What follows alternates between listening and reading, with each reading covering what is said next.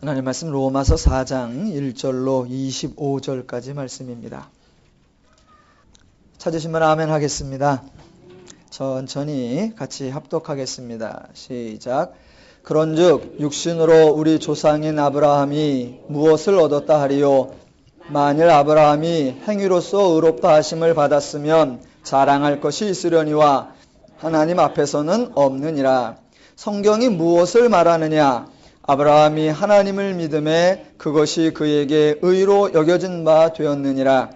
일하는 자에게는 그 삭이 은혜로 여겨지지 아니하고 보수로 여겨지거니와 일을 아니할지라도 경건하지 아니한 자를 의롭다 하시는 이를 믿는 자에게는 그의 믿음을 의로 여기시나니 일한 것이 없이 하나님께 의로 여기심을 받는 사람의 복에 대하여 다윗이 말한 바 불법이 사함을 받고 죄가 가리어짐을 받는 사람들은 복이 있고 주께서 그 죄를 인정하지 아니하실 사람들에게 복이 있도다 함과 같으니라. 그런즉 이 복이 할례자에게냐 혹은 무할례자에게도냐?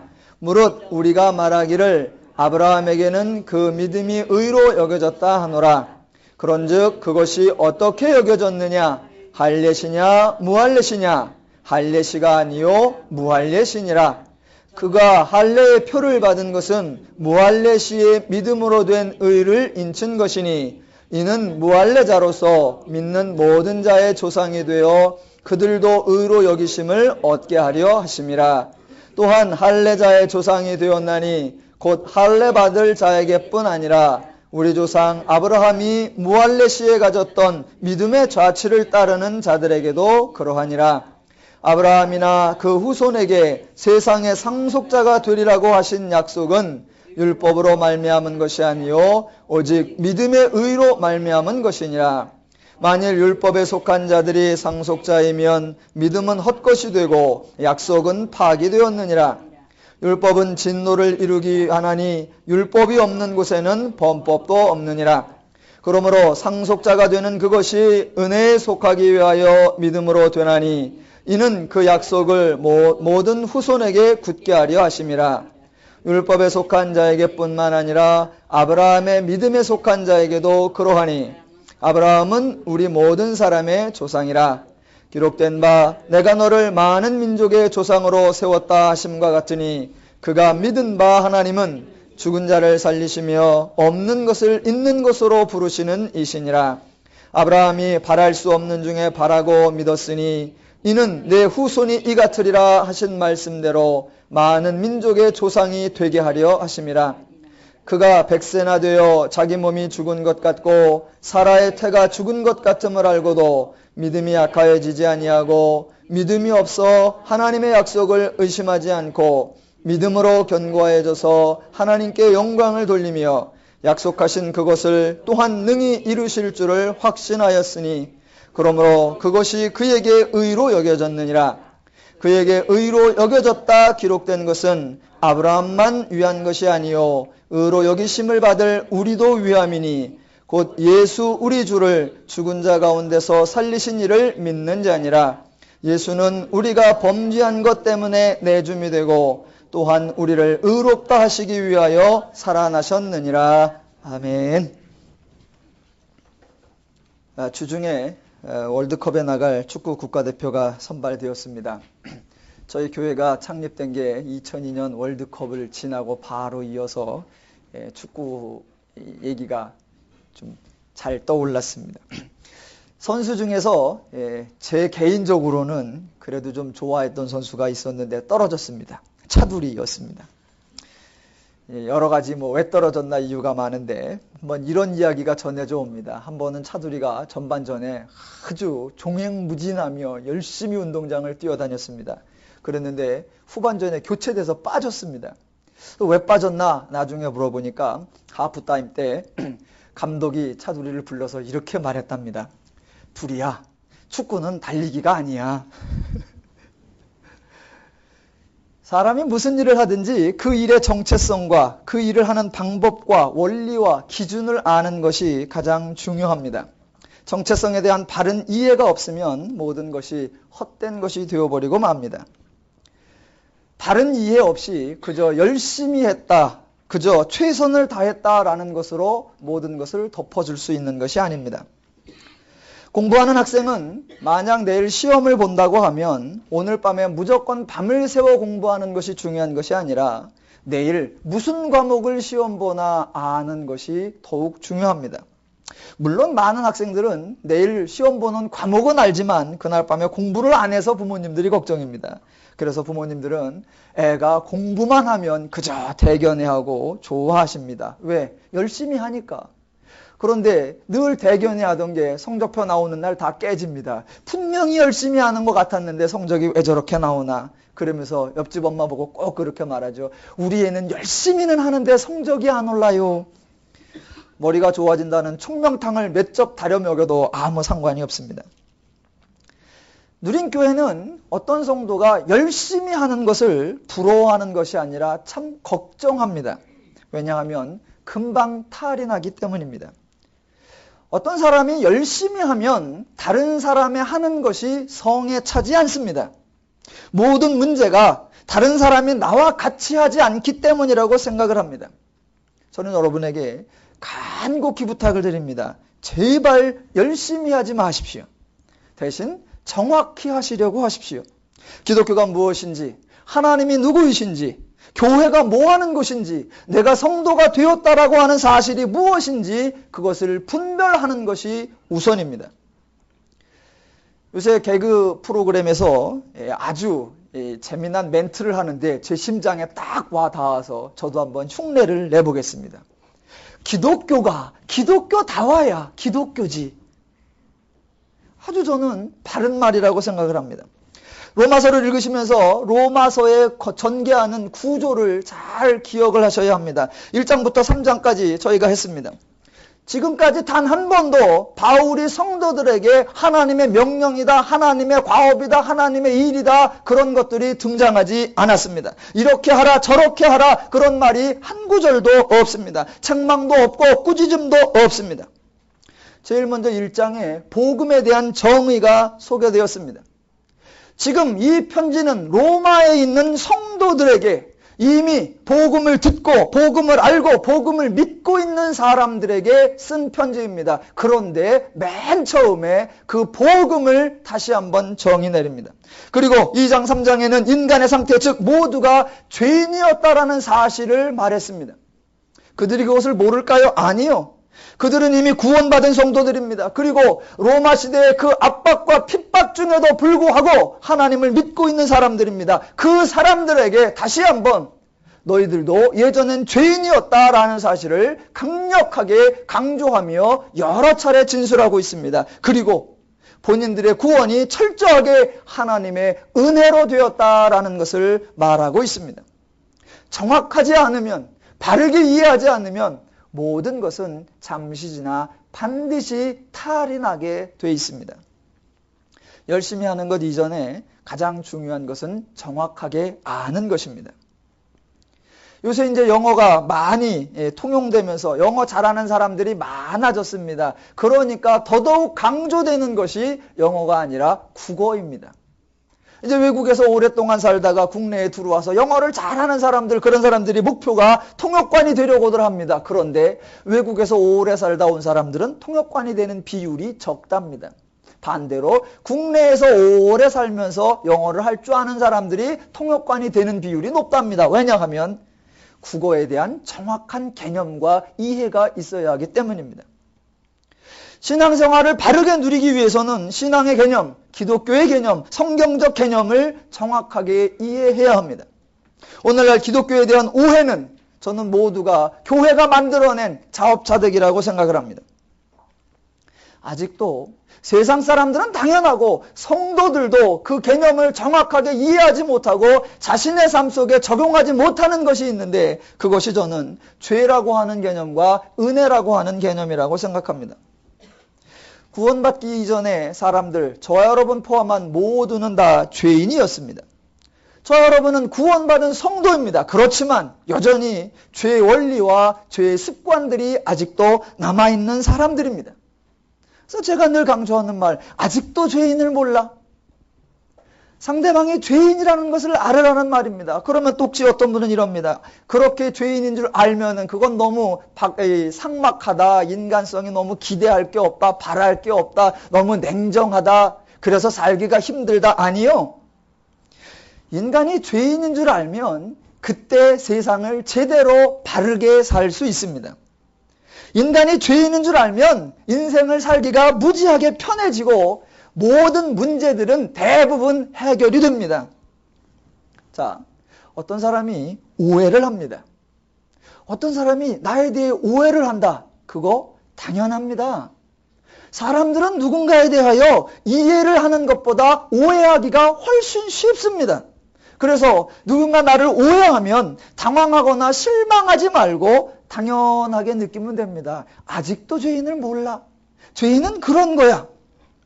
또 아직 나에 대하여 오해를 하지 않은 사람이 있다. 그러면 우리는 그분들에 대하여 감사하고 즐거워할 수 있는 겁니다.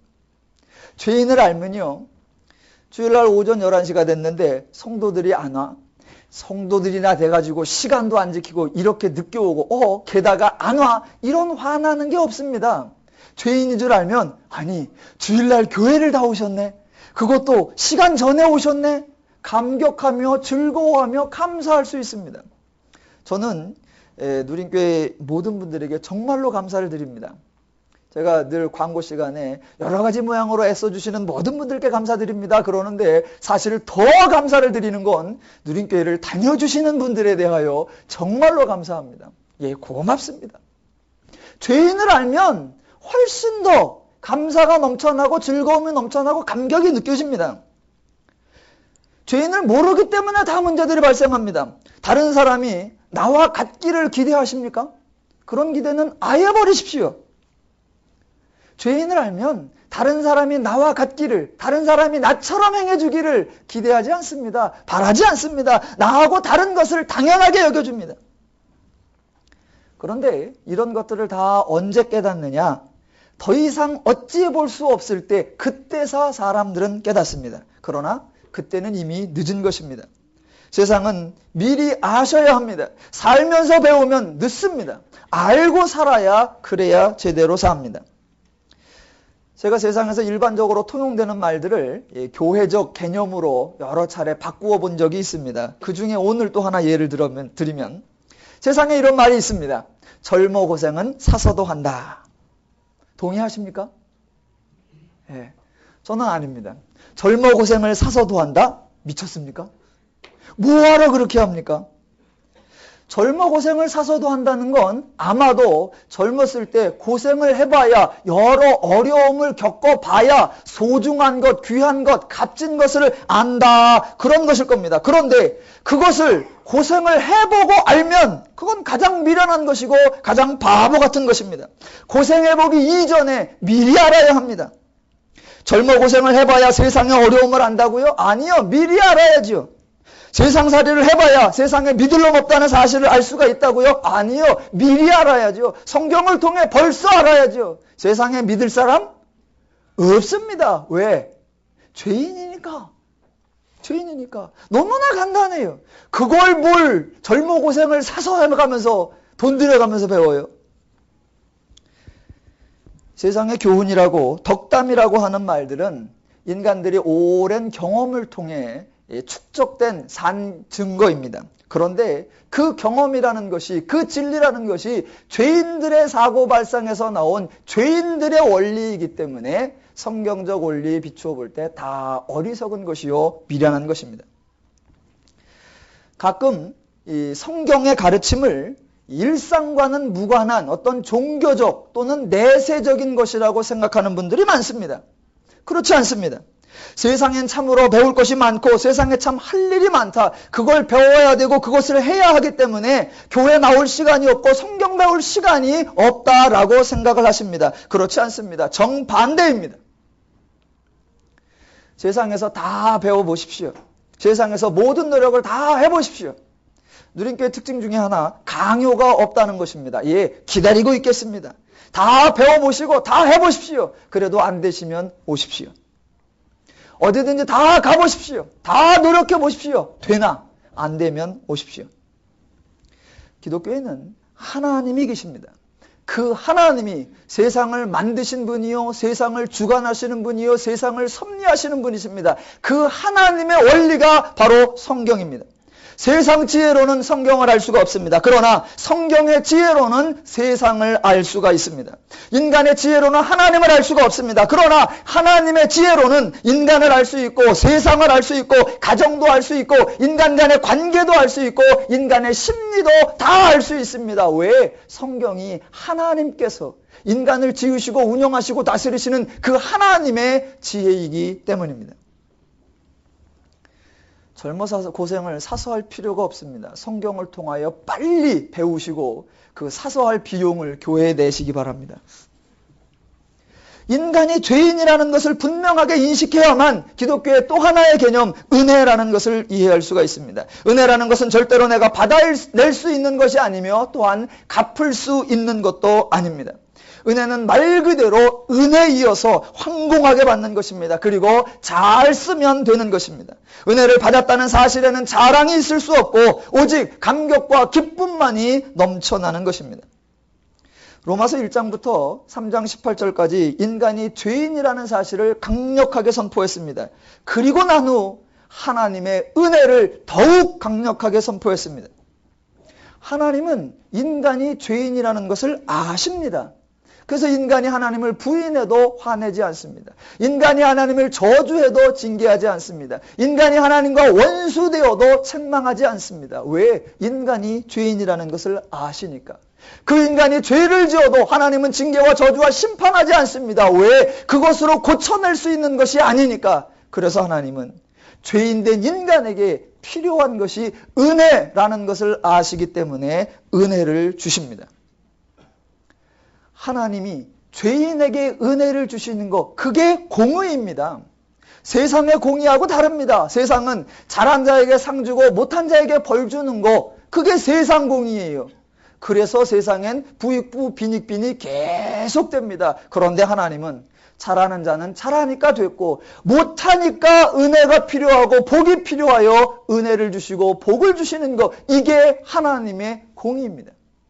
하나님의 원리이어야 인간이 삽니다. 한 2주 전에 제가 그런 광고를 드렸습니다. 우리 주일학교 선생님들은 성경을 한 달에 1독씩 이제 하도록 저희가 권면하고 있습니다. 그렇게 해서 1독을 하는 자에게 저희가 도서상품권 2장을 선물로 주고 안 하는 자는 뒀습니다. 그런데 하나님의 원리를 가르치는 우리가 그러면 되느냐? 그래서 한번 바꿔보자. 그래서 한 2주 전에 저희가 이제 바꿨습니다. 성경을 읽었느냐? 잘했다. 말씀을 깨닫고 분량을 채웠으니 됐고, 성경을 아직 못 읽었느냐? 아유, 위로와 격려 차원에서 도서상품권을 2개 줘야지. 그래서 이제 지난주 교사 회의 때 그거를 딱 선포를 했더니 전부 다 시무룩해요. 동기부여가 하나도 안 돼. 성경 읽어야 될 필요성을 아무도 못 느껴. 그래서 지난주에 그 계획을 다 취소했습니다. 그러면서 제가 다시 한번 깨달았습니다. 아, 참, 우리가 아직도 죄인이지. 우리가 아직도 분량이 모자라지. 자, 오늘 로마서 4장입니다. 로마서 4장에 아브라함이 등장합니다. 성경에 왜 아브라함이 등장하느냐, 그 이유를 이해하셔야 합니다. 많은 사람들은 어떤 인물이 등장하면 그 인물에 대해서 탐구를 합니다. 오늘 아브라함의 장점, 아브라함의 특기, 아브라함의 다른 사람과 다른 점, 아브라함의 구별점, 이런 것을 연구합니다. 그래서 하는 말, 야, 과연 이유가 있구나. 과연 다 그럴 만한 사정이 있구나. 까닭이 있으니 영웅이 되고 까닭이 있으니 훌륭한 사람이 된다라고 생각합니다. 그런데 성경은 그런 사고방식과 정반대로 이야기하고 있습니다. 지금 1장서부터 3장까지 성경은 모든 인간이 죄인이라고 했습니다. 유대인이나 헬라인이나 차별이 없고 똑같은 죄인이다. 아브라함도 죄인이다라는 것을 전제로 하고 있다라는 것입니다. 아브라함도 다른 사람과 다르지 않다라는 것을 기억하셔야 합니다. 그래서 모두가 죄인이고 그 죄인에게 은혜가 필요했었다. 그래서 하나님이 은혜를 주셨다라고 하면 지금 등장하는 아브라함도 죄인이요. 그 아브라함에게 필요한 것도 은혜요. 그래서 하나님이 아브라함에게 주시는 것도 은혜다라는 것입니다.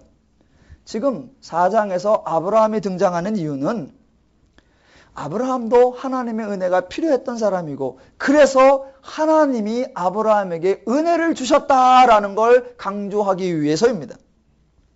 성경은 지금 은혜를 강조하기 위해서 아브라함을 등장시키고 있습니다.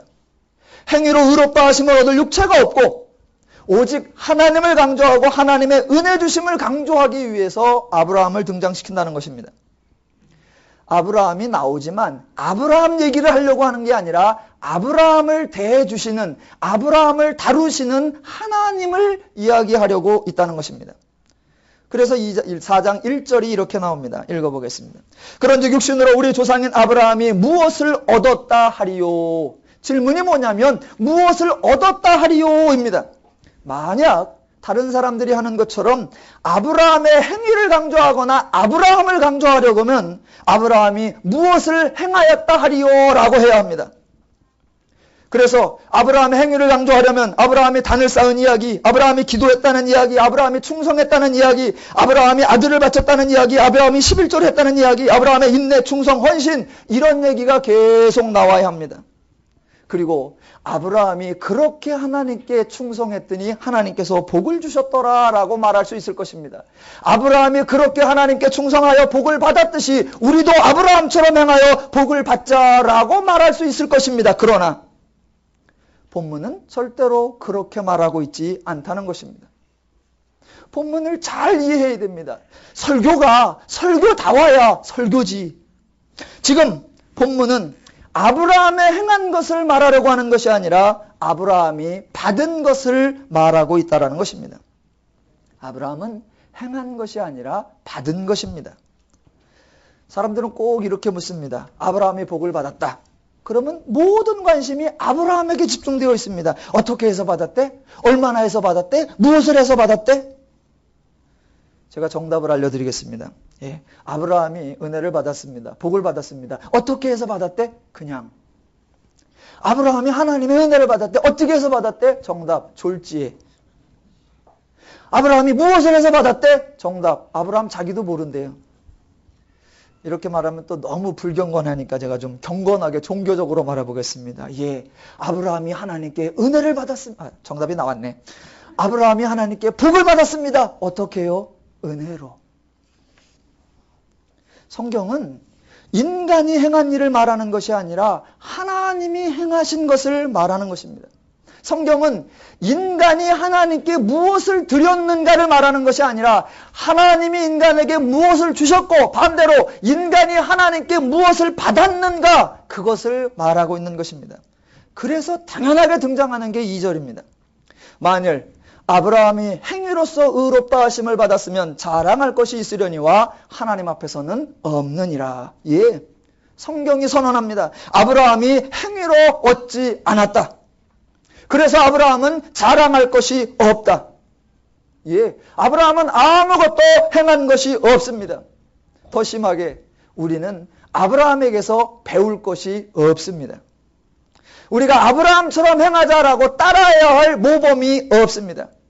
우리가 우리 자녀들을 너는 이런 사람이 되어라 라고 부러워하여 그 사람 닮도록 하기 위하여 그 아이의 이름을 아브라함이라고 지어야 할 그럴 특성이 아브라함에게는 하나도 없습니다.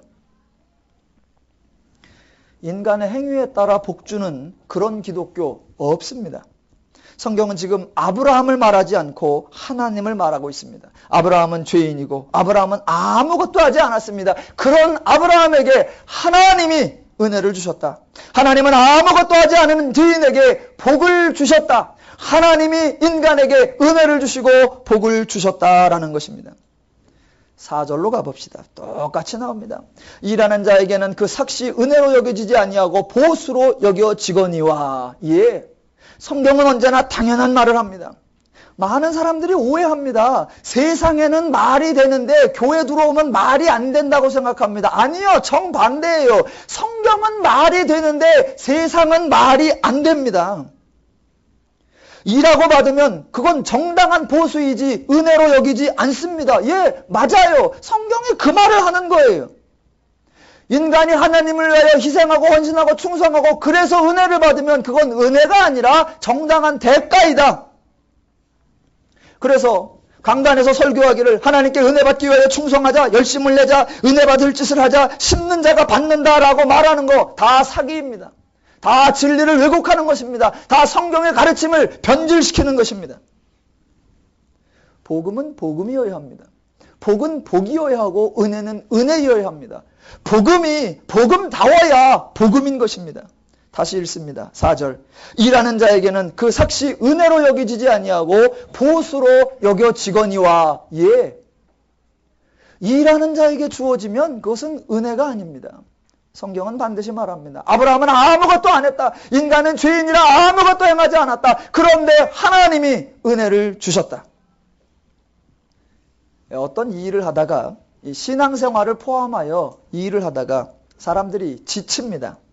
왜 지치냐면 이 일을 하다가 신앙생활도 하다가 왜 지치냐면 내가 일한 만큼 결과가 오지 않을 때 지칩니다. 내가 일한 만큼 결과가 오지 않으면 지치고 내가 일한 만큼 결과가 오면 견디고 내가 일한 것보다 더 많이 오면 감격해합니다. 그런데 사람들은 신앙생활 하다가 지칩니다. 왜 지치냐면 내가 하나님을 위해서 얼마나 했는데 내가 교회를 위해서 얼마나 했는데 내가 주의 나라 확장을 위해서 얼마나 했는데 왜 이렇게 나에게 오는 은혜와 나에게 오는 복이 이것밖에 안 되지? 라는 마음이 들으니까 지치고 낙담되고 실망합니다. 기독교에는 그런 것이 없습니다. 기독교는 일한 자에게 더 주는 상, 충성한 자에게 더 주는 복 없습니다. 기독교에는 은혜만 있습니다. 복을 기대하고 은혜를 기대하고 하면 다 지칩니다. 반대로 내가 받은 은혜를 알고 내가 받은 진리를 알고 내가 받은 복을 알고 행하면 절대로 지치지 않습니다. 아브라함은 아무 일도 안 했습니다. 5절로 가보겠습니다. 일을 아니하실지라도 6절 일한 것이 없이 성경은 지금 아브라함이 아무것도 행한 것이 없다고 계속 강조합니다. 아브라함은 행한 것이 없습니다. 그러면 대신 하나님은 행하셨습니다. 5절 경건치 아니한 자를 의롭다 하시는 이분이 하나님이요 그분이 행하신 일입니다. 아브라함은 행하지 않았고 경건하지 않았는데 그런 아브라함을 하나님이 의롭다고 하시는 것입니다. 그래서 아브라함이 받은 것은 일에 대한 정당한 보수가 아니라 일이 없음에도 불구하고 의롭다 여기심을 받았기에 은혜를 받았다라고 하는 겁니다. 6절 일한 것이 없이 하나님께 의로 여기심을 받은 사람의 복이라고 말하는 것입니다. 일한 것이 없이 받았기에 복이라고 선언합니다. 다시 한번 강조합니다. 기독교는 인간의 행위로 복을 받을 수 없다라고 선포합니다. 복을 받기 위한 노력 없습니다. 복을 받기 위한 충성 다 헛된 것입니다. 은혜 받기 위하여 행하는 모든 수고 다 헛된 것입니다. 기독교에는 은혜 받는 방법, 복 받는 방법 없습니다. 고민이 많이 됩니다. 저 스스로도 갈등이 많이 됩니다. 굳이 이런 말을 뭐하러 하나? 사람들이 내가 뭐라고 하지 않아도 본인들이 은혜 받겠다고 본인들이 복 받겠다고 본인들이 수고하는데 냅두지. 저 속에서도 그런 마음이 그런 갈등이 많이 나옵니다. 그래서 저도 어떨 때는 그래 그런 말 하지 말자. 그저 충성해서 복 받읍시다 라는 말이 막 나옵니다. 막 나오는데 내 속에 있는 또 다른 나의 법이 나를 끌고 가며 헛소리를 해서는 안 되지. 사기를 쳐서는 안 되지. 진리를 왜곡해서는 안 되지. 거짓말을 해서는 안 되지. 기독교에는 복을 주셨다. 그래서 인간이 복을 받았다라는 말씀이 있습니다. 아브라함은 행한 것이 아니라 복을 받은 것입니다. 그 설명이 7절과 8절입니다. 불법이 사함을 받고 죄가 가리워짐을 받은 사람들은 복이 있고 주께서 그 죄를 인정하지 아니하실 사람은 복이 있도다. 예, 정답입니다. 인간은 죄인인데 하나님이 그 죄인을, 인간은 불법을 행하는 자인데 하나님이 그 불법을 행하는 자를 죄인이 아니라고 여겨주시고 불법이 아니라고 인정해 주시면, 그 죄를 가리워 주시면 그 사람은 복을 받은 사람이요 은혜를 받은 사람입니다. 죄를 씻기 위하여 아무 노력도 하지 아니하고 죄를 사함받기 위하여 어떤 대가를 치르지도 않았는데 하나님이 은혜로 우리를 죄 없다 하시고 의롭다 하셔서 하나님의 모든 풍성한 것들을 우리 속에 구원할 수 있도록 복 주시면 그 사람이 복을 받은 사람입니다. 성경을 잘 이해하면요, 구약 성경에 성경 전체를 통해서 우리가 부러워할 사람이 하나도 없다라는 것을 알게 됩니다. 아브라함 부러워할 이유가 없습니다. 총리가 된 요셉 전혀 부럽지 않습니다. 왕이 된 다윗 하나도 부럽지 않습니다. 총명한 다니엘 하나도 닮고 싶지 않습니다. 왜? 우리가 그들보다 훨씬 나아진 성도이기 때문입니다. 구약에 나오는 모든 인물들은 예수 그리스도의 사건을 기대하며 죄 씻음 받아 성도가 되겠다고 하는 약속을 부여잡고 있었을 뿐 아직 하나님의 은혜에 들어오지 못했습니다. 그런데 저와 여러분 모두는 그들이 소망하고 그들이 바라고 그들이 기대했던 그 일을 예수 그리스도를 통하여 새로운 피조물이 되고 하나님의 백성이 되고 하나님의 자녀가 되고 성도가 되어 있는 저와 여러분입니다. 우리가 성경의 인물을 부러워하는 것이 아니라 성경의 인물들이 우리처럼 되기를 소망했다는 것, 그것을 아시기 바랍니다. 오늘 본문에 아브라함의 행위에 대해서는 한마디도 나오지 않습니다. 모두 아브라함이 받은 복, 아브라함이 받은 은혜만 나옵니다. 이것이 기독교요, 이것이 성경의 가르침입니다.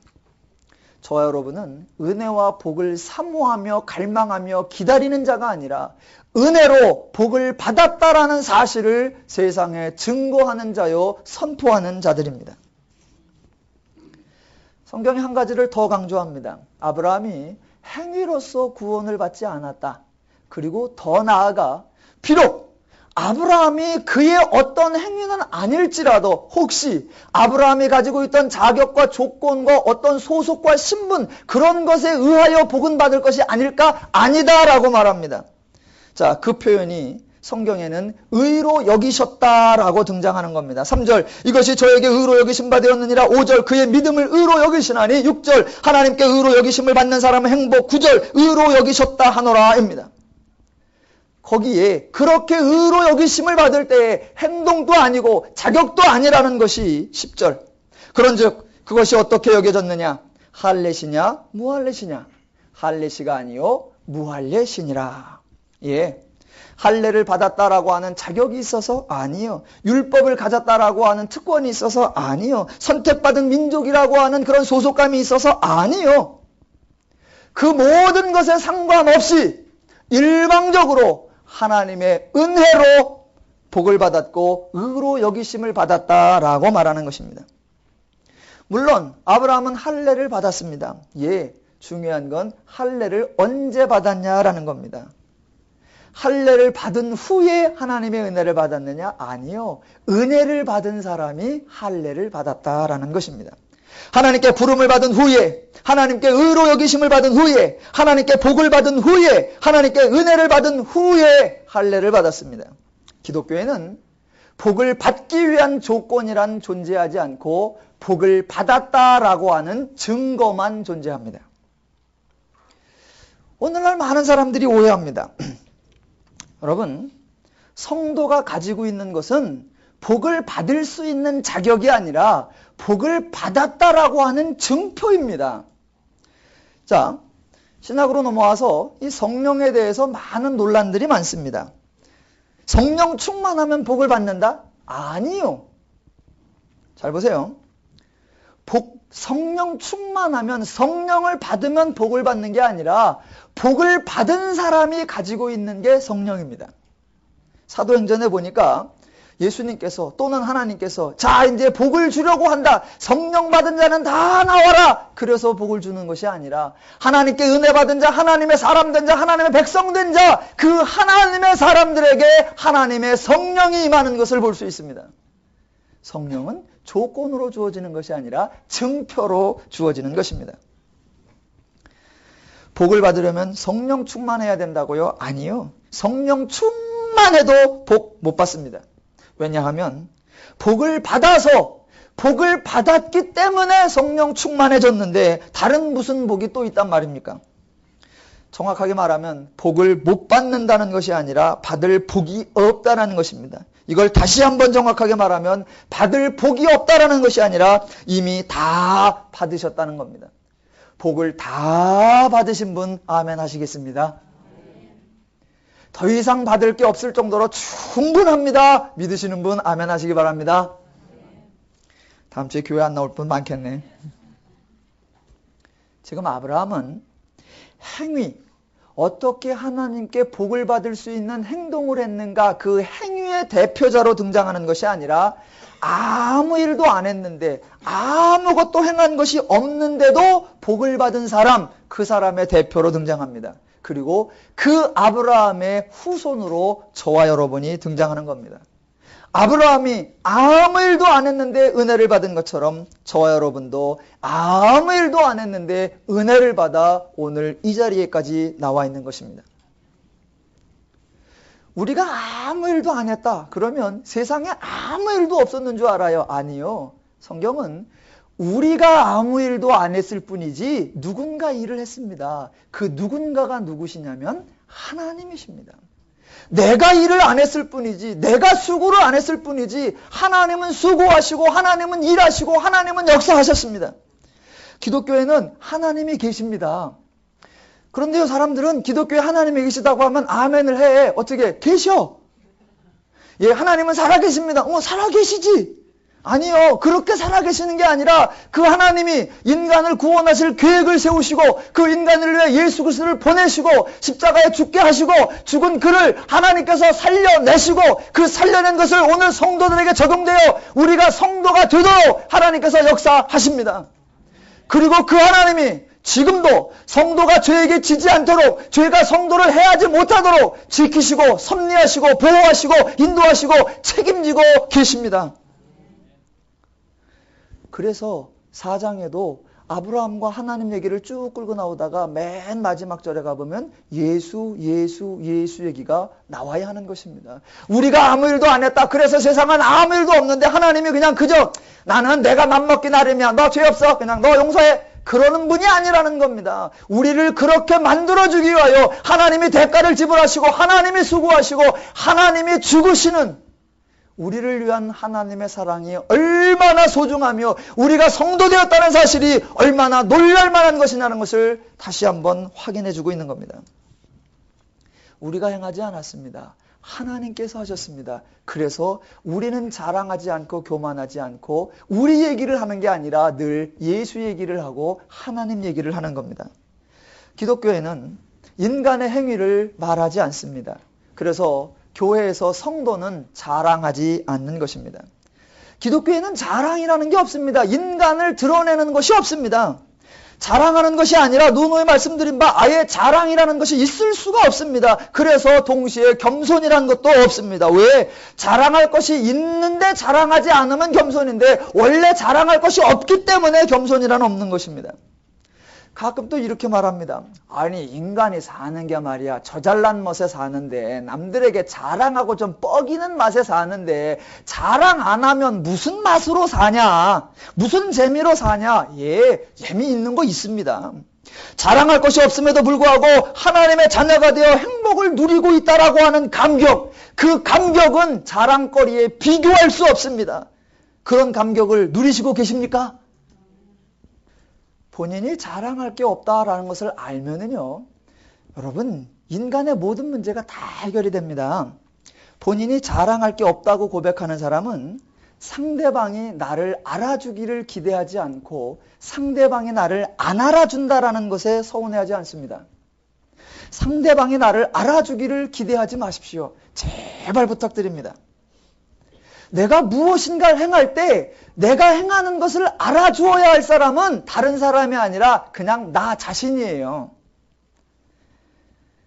다른 사람이 나를 알아주는 게 아니라 내가 행하고 있는 일을 내가 알아주어야 돼요. 이렇게 해야 됩니다. 아, 내가 죄인이었는데 내가 이 정도가 되다니, 이야, 나는 정말 대단하다. 내가 은혜를 받은 자구나.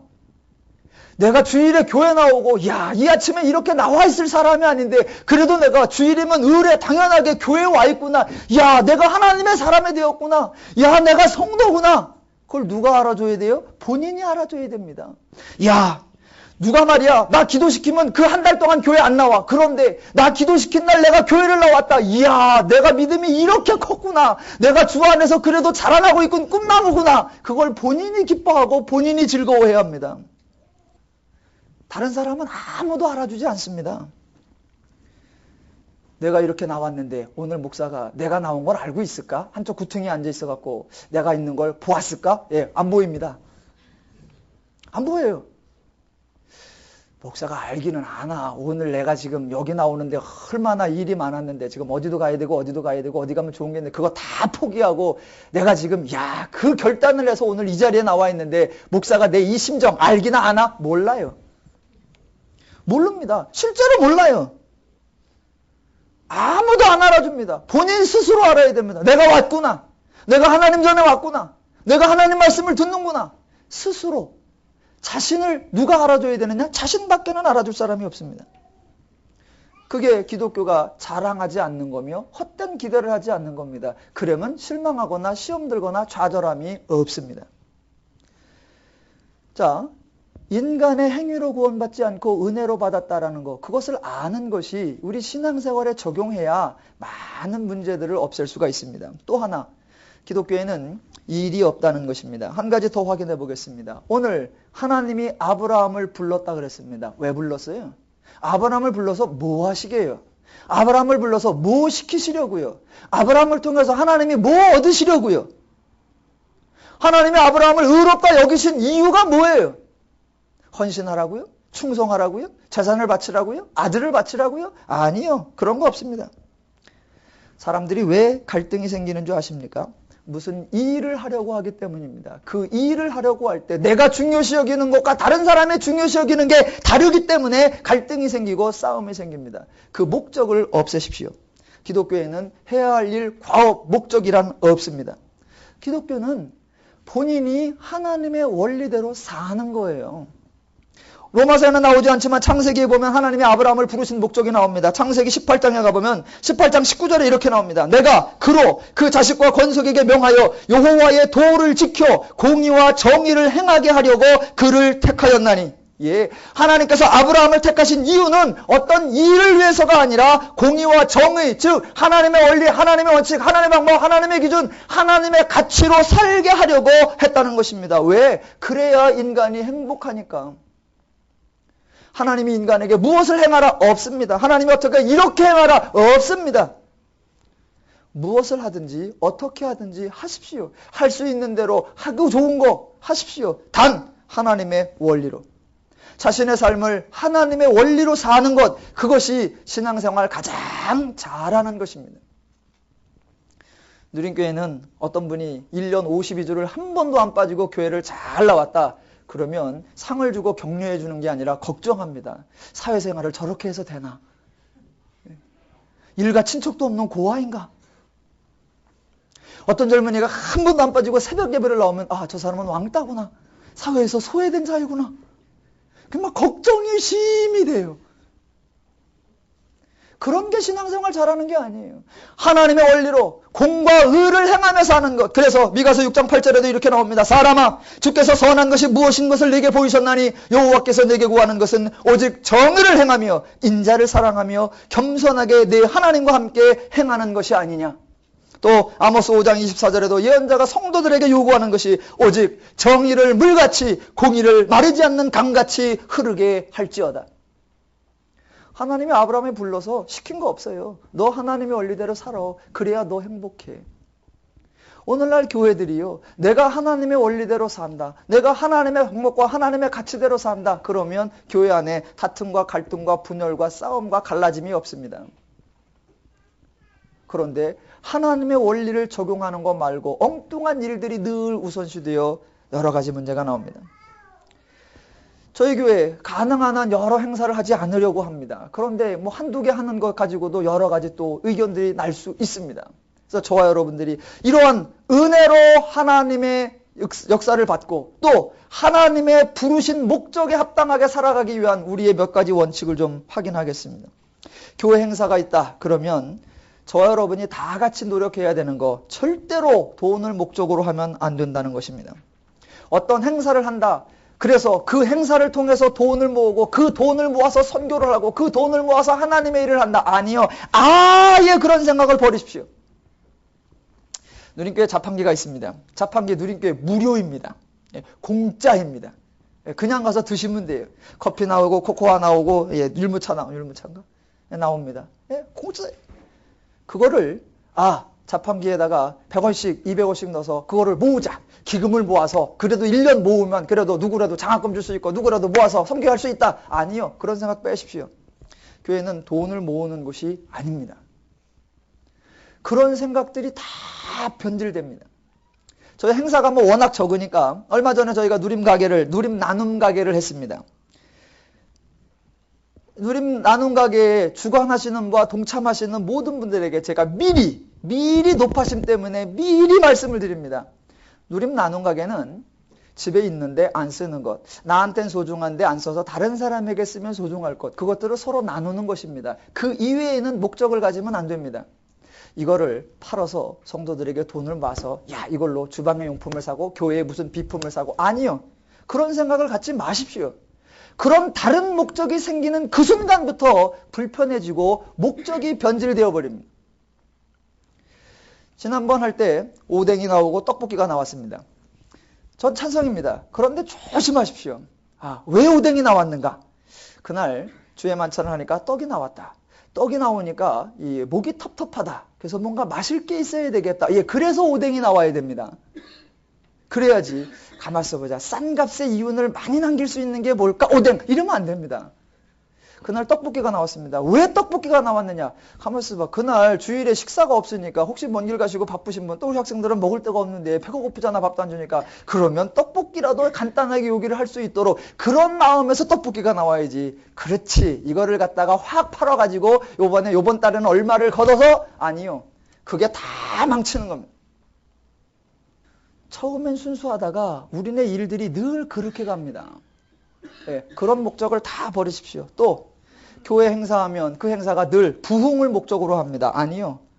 부흥을 목적으로 하지 마십시오. 그 행사를 통하여 많은 사람을 끌어오도록 하려고 하는 거 아예 버리십시오. 사람을 동원하려고 하는 생각 아예 하지 마십시오. 할 수 있는 사람이 할 수 있는 만큼 하는 거, 그거 됩니다. 근데요, 이 일을 맡다 보면요, 주체자는 늘 생색이 나고 흔한 말로 뽀대가 나기를 원합니다. 그 생각을 버리십시오. 누림교회 또 하나 연례적으로 하는 행사가 누림 테니스 대회가 가을에 있습니다. 작년보다는 나아야지. 작년보다는 참석자가 많아야지. 작년보다는 상품이 비싸야지. 아니요. 전혀 그런 생각하지 마십시오. 그냥 재밌으면 됩니다. 그 이외에 요번에는 경품이 좀 더 좋아야지. 경품이 좀 더 좋으려고 하니까 회비를 5,000원에서 10,000원으로 올리자. 10,000원 올린 것 갖고는 별게 없으니까 스폰서를 받고 후원금을 받자. 아니요. 그런 계획을 다 없애십시오. 교회는 그렇게 하는 게 아닙니다. 또 하나 더. 신앙생활은 누구를 위해서 하는 것이 절대로 아닙니다.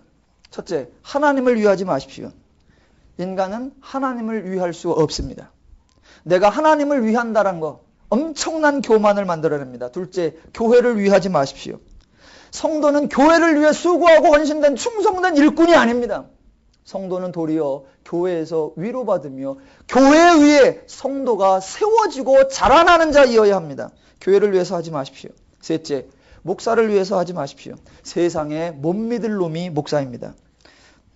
당연합니다. 왜 그러냐면 누누이 말씀드렸지만 하나님께서 사람을 뽑을 때 가장 쓸만하고 가장 신실하고 가장 잘한 자를 뽑은 게 아니라 가장 안 될 만한 자를 뽑아서 봐라. 저 인간이 저 정도 되는 거 보면 하나님이 살아계신 걸 믿겠냐?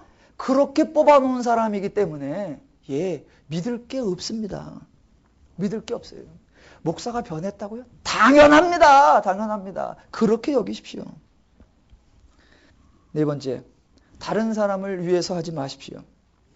당신이 다른 사람을 위해서, 저와 여러분이 누군가를 위해서 하는 거 못 알아차립니다. 그저 내가 그 일을 좋아하고 그게 내 일이니까 그냥 하는 겁니다. 한 번은 집에서 예전에 제가 청소를 할 때 청소는 제 일이 아니라고 생각을 했습니다. 그래서 청소를 제가 해준다고 한 사람이 청소 한번 하라고 해서 알아서 한번 해줄게. 그럼 늘 하는 말이 그거였거든요. 남의 집이야 해주게. 그래서 그거 몇 번 쿠사리를 먹으면서 이제 제가 이제 청소를 했습니다. 그런데 이제 그래서 청소를 했고 청소한 게 티가 났단 말입니다. 근데 제가 이제 금년 들어서 학교를 가면서 이렇게 제가 조금 개인적 시간이 줄어들어서 이제 청소하는 걸 제가 면제를 받았습니다. 그래서 이제 청소는 제 일이 아닙니다. 그러다가 어느 날 딱 와보니까 집사람도 없는데 집이 조금 그런 것 같아서 제가 제 일이 아닌데 한번 청소를 해줬거든요. 해줬으면 저녁 때 알아차려야 되잖아요. 아니 오늘 일찍 들어왔네. 그리고 청소도 했나 보네. 알아차려야 되잖아. 아니 글쎄 이 인간이 모르더라니까. 예, 서운해집니다. 다른 사람을 위해서가 아니라 내 일이고 내가 좋아서. 마지막으로 교회에 오실 때 또 교회에서 어떤 일을 하실 때 오직 자신을 위해서 하십시오. 내가 하고 싶은 일인가? 내가 할 수 있는 일인가? 그게 나에게 도움이 되는가? 그렇게 생각이 드시고 할 수 있다, 하고 싶다, 나에게 도움이 된다. 그러면 기뻐서 하십시오. 스스로 즐거워서 하십시오. 감격 속에 하십시오. 그러면 지치지 않습니다. 그러면 시험 들지 않습니다. 그러면 좌절하지 않습니다. 아니다, 난 하기 싫다, 이건 나에게 맞지 않다. 예, 하지 마십시오. 누린교회는 안 해도 됩니다. 주일에 오셔서 하나님 말씀을 들으시고 주중에 나오셔서 성경 말씀을 배우시는 거, 그것으로 족합니다. 왜냐하면 하나님의 원리대로 하나님의 마음으로 하지 않으면 반드시 탈이 납니다. 반드시 탈이 나요. 저는 인간의 열심과 인간의 각오와 인간의 결단을 믿지 않습니다. 왜 믿지 않냐? 나도 못 믿는데 어떤 남의 사람 결단을 믿고 남의 사람 의지를 믿습니까? 그래서 제가 믿을 수 있는 것 오직 하나, 하나님 말씀뿐입니다. 인간의 수고와 인간의 충성을 믿지 않고 하나님의 일하심, 하나님의 수고하심, 하나님의 역사하심을 믿습니다. 저와 여러분이 마찬가지입니다. 이것은 서로를 이제 잊어버려라, 서로를 포기해라, 서로를 버려라, 서로에게 신경 꺼라, 이제 나 하나 잘하자, 이런 얘기가 절대로 아닙니다. 하나님의 원리와 하나님의 심정과 하나님의 마음을 가지고 할 때, 그때에 모든 것이 아름답고 기쁘고 즐겁게 선한 역사를 이루어냅니다. 기독교는 하나님을 믿는 종교입니다. 기독교는 하나님의 일하심을 믿는 종교입니다. 나의 열심, 나의 행위, 나의 수고가 아니라 하나님이 은혜를 주셨다는 것에 감격하는 것입니다. 저 여러분 모두가 우리가 죄인이었었다라는 것을 아시고 나를 위해 하나님이 행하신 일을 아시고 그 결과 우리가 성도가 되었다는 일을 아셔서 성도의 삶 속에 하나님의 은혜를 풍성히 누려가시기를 주님의 이름으로 축원합니다. 기도하겠습니다.